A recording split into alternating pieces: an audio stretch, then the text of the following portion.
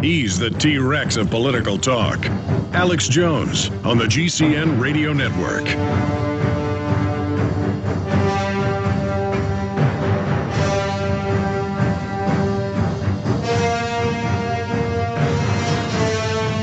We're now simulcasting the last 2 hours here live at PrisonPlanet.tv or PrisonPlanet.tv viewers.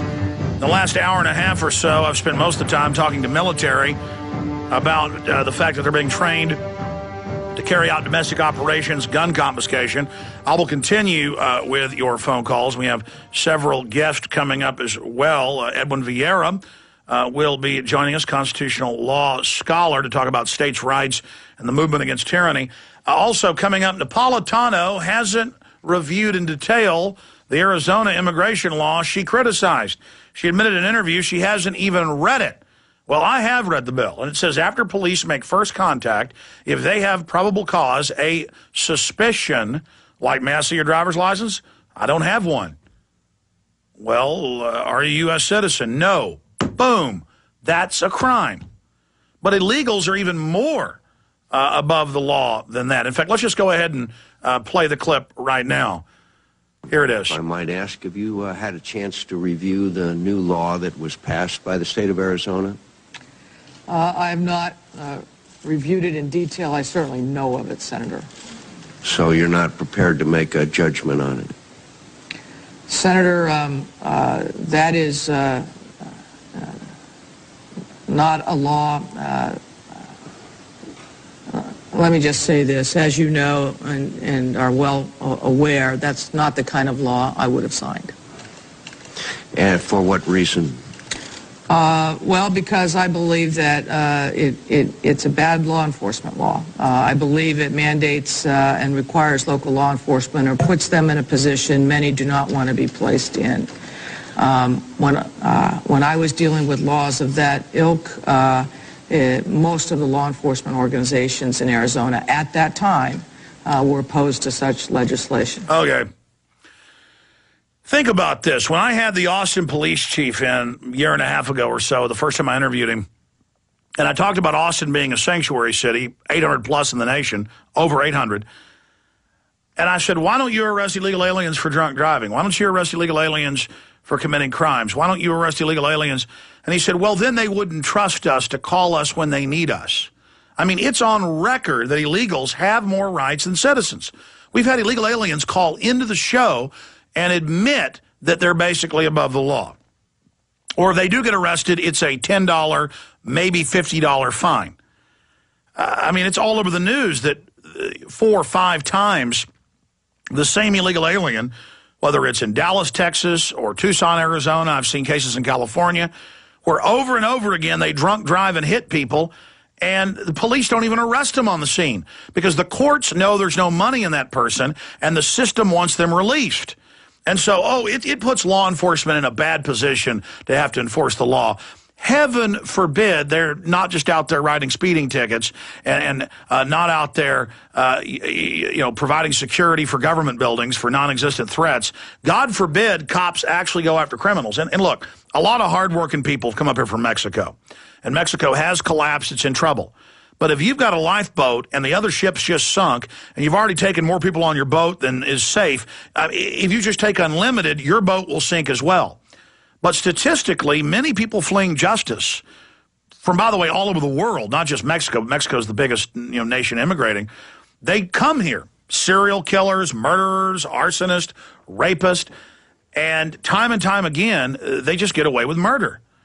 And so the question is, why are they getting away with murder? And it's because the system wants them here. They want unlimited numbers of them here. Because as long as they're given welfare, and as long as the nanny state big government poses as their friend, statistically, in over 90% of the cases, you can pull up the national numbers, they vote for anti-gun legislation, globalist legislation, quote, free government health care.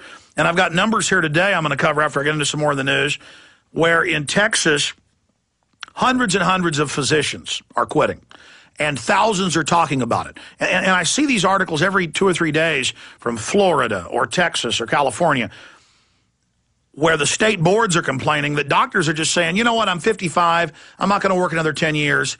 I've already got to buy all this liability, malpractice insurance. Most doctors do not make that much money. And by the way, they have to go to, on average, 8 years of school instead of the average person professional 4 years of school. They have to, especially trauma surgeons. I mean, it's stressful doing heart surgery, folks. It's stressful doing brain surgery. It is stressful having a child come in who's been in a car wreck whose head's smashed in, and then watching that child redline and die. So we need to pay doctors a lot of money. And the media has lied about this and implied that doctors are the reason healthcare costs have gone up. I've looked at the numbers. 30 years ago, doctors were making, on average, almost double what they're making now. Okay, now there are some specialists and, plastic surgeons and some special, top cancer people, who might be making $1 million a year. But most doctors are making under $100,000 a year. Under $100,000. In fact, Google the term average MD salary in the U.S. I saw it last year. I believe it was $97,000, but I'm not going off my memory. Oh, let's imagine you got $500,000 in many cases for all your college and medical school bills. $500,000. And so it's going to take you, if you're making $97,000, a decade or two to pay that off? I mean, I know lots of medical doctors now who are living in an okay little house or an okay apartment. I mean, I know people who were both husband and wife are doctors, Harvard graduates, and they're living in a $300,000 house. I mean, that's a cracker box in Austin. Austin's one of the more expensive places in Texas. But look, don't worry. They're just quitting. They're leaving. They're done. And others in mass are saying, I'm not accepting Medicare and Medicaid anymore. I'm not accepting Medicare because part of the health care bill, they say, is a 22% cut across the board of Medicare. And that's in the AP today. But some doctors, some specialists, it's less than 22, but many others, it's more than 50%. So you do a procedure and you don't even get paid the money that'll pay the nurses and yourself and the anesthesiologist. And you notice it's mainly Medicare people, who are older who need the heart surgeries. So I was reading in the article today about how heart surgeons and people that deal with the vascular system are one of the biggest groups just saying, I'm done. They're either quitting or they're saying, I'm not accepting Medicare. Well, Ron Paul, wasn't accepting it 25 years ago when he was practicing medicine because of this. But he did have low rates. So if you don't have government and big corporations and insurance companies in the middle stealing the money and investing it in derivatives, if you don't have all of that getting in the way and you've got true free market in your health care, you have the best in the world and the least expensive in the world.